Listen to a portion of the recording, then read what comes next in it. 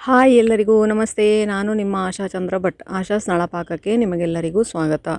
ಇವತ್ತು ನಾವು ಉಪ್ಪು ಸೊಳೆಯನ್ನು ಉಪಯೋಗಿಸಿಕೊಂಡು ರುಚಿಯಾದ ಮಸಾಲೆ ರೊಟ್ಟಿ ಹೇಗೆ ಮಾಡೋದು ಅಂತ ಹೇಳೋದನ್ನು ನೋಡುವ.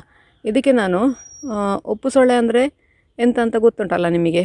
ಉಪ್ಪು ಸೊಳ್ಳೆ ಅಂದರೆ ಹಲಸಿನಕಾಯಿಯನ್ನು ನಾವು ಹಲಸಿನಕಾಯಿ ಇರುವ ಸಮಯದಲ್ಲಿ ಕ್ಲೀನ್ ಮಾಡಿ ಉಪ್ಪು ಹಾಕಿ ಬಕೆಟಲ್ಲಿ ತೆಗೆದಿಡ್ತೇವೆ. ಅದಕ್ಕೆ ನೀರೆಲ್ಲ ಎಂತ ಸೇರಿಸಲಿಕ್ಕಿಲ್ಲ. ಹಲಸಿನಕಾಯಿ ಸೊಳ್ಳೆ ಮಾತ್ರ ಹಾಕ್ಕೊಂಡು ಅದಕ್ಕೆ ಉಪ್ಪು ಹಾಕಿ ಇಟ್ಟರೆ ಅದೇ ನೀರು ಬಿಟ್ಕೊಂಡು ಏನಾಗದೆ ನಿಮಗೆ 1 ವರ್ಷ 2 ವರ್ಷ ಬೇಕಾದರೂ ಉಳಿತದೆ. ನೋಡಿ, ಅದು ಈ ಥರ ಇರ್ತದೆ. ಬಕೆಟಲ್ಲಿ ನಾವು ಹಾಕಿಡ್ತೇವೆ ಅದನ್ನು.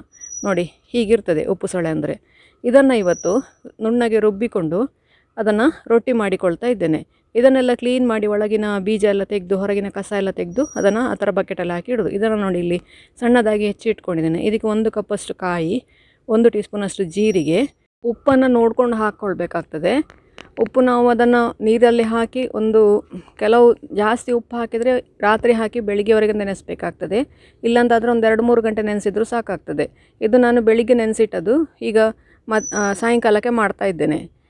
ಇದನ್ನು ಮಿಕ್ಸರ್ ಜಾರಿಗೆ ಹಾಕ್ಕೊಂಡು ಇದಕ್ಕೆ ನೀರೆಂತ ಹಾಕೋದು ಬೇಡ, ಹಾಗೆಯೇ ರುಬ್ಬಿಕೊಳ್ಳುವ. 2 ಸತಿ ಹಾಕ್ಕೊಳ್ತಾ ಇದ್ದೇನೆ. ಇದನ್ನು ಸಣ್ಣ ಮಿಕ್ಸರ್ ಜಾರಲ್ಲೇ ರುಬ್ಬಬೇಕಾಗ್ತದೆ. ಯಾಕೆ ಅಂದರೆ ದೊಡ್ಡ ಮಿಕ್ಸರ್ ಜಾರಿಗೆ ನೀರಿಲ್ಲದೆ ಅದು ತಿರುಗುವುದಿಲ್ಲ. ಹಾಗಾಗಿ ಚಟ್ನಿ ಜಾರನ್ನು ಉಪಯೋಗಿಸ್ಕೊಂಡೇ ಮಾಡಬೇಕಾಗ್ತದೆ. ನೋಡಿ, ಈ ಥರ ನೀರು ಸೇರಿಸದೆ ಎಷ್ಟು ಗಟ್ಟಿಗೆ ಆಗ್ತದೆ ಅಷ್ಟು ಗಟ್ಟಿಗೆ ಅದನ್ನು ರುಬ್ಬಿಕೊಳ್ಬೇಕು. ನೋಡಿ, ಇಷ್ಟಕ್ಕೆ ಬಂದರೆ ಸಾಕಿದು, ನಮಗೆ ರೊಟ್ಟಿ ತಟ್ಟಲಿಕ್ಕೆ ಬರ್ತದೆ ಇದು. ಇದನ್ನೇ ಈಗ ತೆಗೆದು ಒಂದು ಬೌಲಿಗೆ ಹಾಕ್ಕೊಳ್ಳುವ. ಬೌಲಿಗೆ ಹಾಕಿದ ನಂತರ ಅದಕ್ಕೆ ಇನ್ನೊಂದಷ್ಟು ಸಾಮಗ್ರಿಗಳನ್ನು ಸೇರಿಸ್ಕೊಳ್ಳುವ.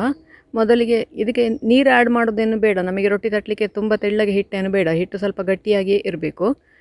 ಸ್ವಲ್ಪ ಜಾಸ್ತಿ ನೀರಾಯಿತು ಅಂತ ಹೇಳಿದ್ರೆ ಒಂದು ಸ್ವಲ್ಪ ಅಕ್ಕಿ ಹಿಟ್ಟನ್ನು ಸೇರಿಸ್ಕೊಳ್ಬೋದು. ನಾನು ಕಡ್ದಿರೋದು ಹದ ಇದೆ, ಹಾಗಾಗಿ ಇದಕ್ಕೇನು ಬೇಡ.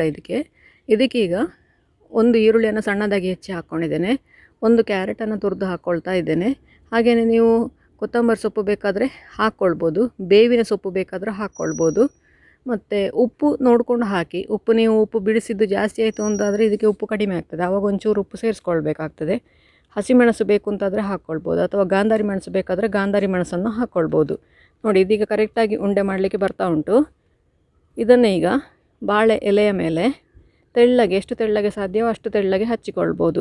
ನೀವು ಉಳಿದ ರೊಟ್ಟಿಗಳನ್ನು ಹೇಗೆ ಮಾಡ್ತೀರಿ ಅದೇ ಥರ ನೋಡಿ, ಕೈಯಲ್ಲಿ ಆರಾಮವಾಗಿ ಹತ್ತಿಸಲಿಕ್ಕೆ ಬರ್ತದೆ. ಇಡೀ ಮೇಲಿಂದ ಇನ್ನೊಂದು ಬಾಳೆ ಏನು ಬೇಕಾಗೋದಿಲ್ಲ. ಇದಕ್ಕೆ ಕೈಯಲ್ಲೇ ಹೀಗೆ ತಟ್ಟಲಿಕ್ಕೆ ಬರ್ತದೆ. ಅದು ತಟ್ಟುವಷ್ಟೊತ್ತಿಗೆ ತವ ಕಾಯಲಿಕ್ಕಿಟ್ಟು ಅದನ್ನು ಮೇಲಿಂದ ಎಣ್ಣೆ ಅಥವಾ ತುಪ್ಪ ಹಾಕ್ಕೊಂಡು 2 ಕಡೆ ಬೇಯಿಸ್ಕೊಳ್ಬೇಕು. ಹಾಗೆಯೇ ಬೇಯಿಸ್ಕೊಳ್ಳಿ ಕೂಡ ಆಗ್ತದೆ. ಎಣ್ಣೆ ತುಪ್ಪ ಇಲ್ಲದೇ ಹಾಗೆಯೇ ಹಾಕಲಿಕ್ಕೆ ಕೂಡ ಆಗ್ತದೆ. 1 ನಿಮಿಷ ಬಿಟ್ಬಿಡಿ. 1 ನಿಮಿಷ ಬಿಟ್ಟ ನಂತರ ಬಾಳೆ ಎಲೆಯನ್ನು ತೆಗೆದು ಆ ಬಾಳೆ ಎಲೆಯಲ್ಲಿ ಪುನಃ ನೀವು ರೊಟ್ಟಿ ತಟ್ಟಿ ಹಾಕಲಿಕ್ಕೆ ಆಗ್ತದೆ. ಇದನ್ನು ಈಗ 2 ಕಡೆಯನ್ನು ಕೂಡ ಬೇಯಿಸ್ಕೊಂಡ್ರೆ ನಮ್ಮ ರುಚಿಯಾದ ಉಪ್ಪು ಸೊಳೆಯ ರೊಟ್ಟಿ ರೆಡಿ ಆಗ್ತದೆ. ನೋಡಿ, ಎಷ್ಟು ಸಾಫ್ಟ್ ಆಗಿದೆ ಅಂತ ಹೇಳ್ಕೊಂಡು. ಇದಕ್ಕೆ ಸರ್ವಿಂಗಿಗೆ ಎಂತ ಬೇಕು ಅಂತಿಲ್ಲ, ಸೈಡ್ ಡಿಶ್ ಇಲ್ಲದೇನೆ ಇದನ್ನು ಹಾಗೇ ತಿನ್ಬೋದು. 1 ತುಂಡು ಬೆಣ್ಣೆಯ ಜೊತೆಗೆ ಅಥವಾ ತುಪ್ಪದ ಜೊತೆಗೆ ಹಾಗೇ ಅದನ್ನು ತಿನ್ಬೋದು. ಹೊಸ ಹಲಸಿನಕಾಯಿ ಬೆಳೆಯುವಾಗ ಹಳೆಯ ಹಾಕಿಟ್ಟದನ್ನೆಲ್ಲ ಈ ಥರ ಮಾಡಿ ನಾವು ಮೊದಲೆಲ್ಲ ಮುಗಿಸ್ತಾ ಇದ್ದದ್ದು. ಆಲ್ರೆಡಿ ಉಂಡ್ಲಕಾಳು ಅಂತೇಳಿ ನಾವೊಂದು ಮಾಡ್ತೇವೆ. ಅದರ ರೆಸಿಪಿಯನ್ನು ಆಲ್ರೆಡಿ ನಾನು ಚಾನಲಲ್ಲಿ ಅಪ್ಲೋಡ್ ಮಾಡಿದ್ದೇನೆ. ಬೇಕು ಅಂತ ಅದರ ಕೆಳಗೆ ಲಿಂಕ್ ಹಾಕ್ತೇನೆ ನಾನು.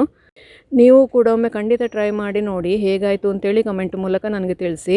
ಲೈಕ್ ಕೊಟ್ಟು ಶೇರ್ ಮಾಡಿ. ನೀವು ಇನ್ನೂ ನಮ್ಮ ಚಾನಲನ್ನು ಸಬ್ಸ್ಕ್ರೈಬ್ ಮಾಡ್ಕೊಳ್ಳಿಲ್ಲ ಅಂತ ಸಬ್ಸ್ಕ್ರೈಬ್ ಮಾಡಿಕೊಂಡು ಪಕ್ಕದಲ್ಲೇ ಇರುವ ಬೆಲ್ ಐಕಾನನ್ನು ಒತ್ತಿ ನಮ್ಮನ್ನು ಸಪೋರ್ಟ್ ಮಾಡಿ. ಮುಂದಿನ ವಿಡಿಯೋದಲ್ಲಿ ಇನ್ನೊಂದು ಹೊಸ ಅಡಿಗೆಯೊಂದಿಗೆ, ಇನ್ನೊಂದು ಟ್ರೆಡಿಷನಲ್ ರೆಸಿಪಿಯೊಂದಿಗೆ, ಹಾಗೆ ಇನ್ನೊಂದು ಹೆಲ್ದಿ ರೆಸಿಪಿಯೊಂದಿಗೆ ಪುನಃ ನಿಮ್ಮನ್ನು ಭೇಟಿ ಆಗ್ತೇನೆ. ಧನ್ಯವಾದಗಳು.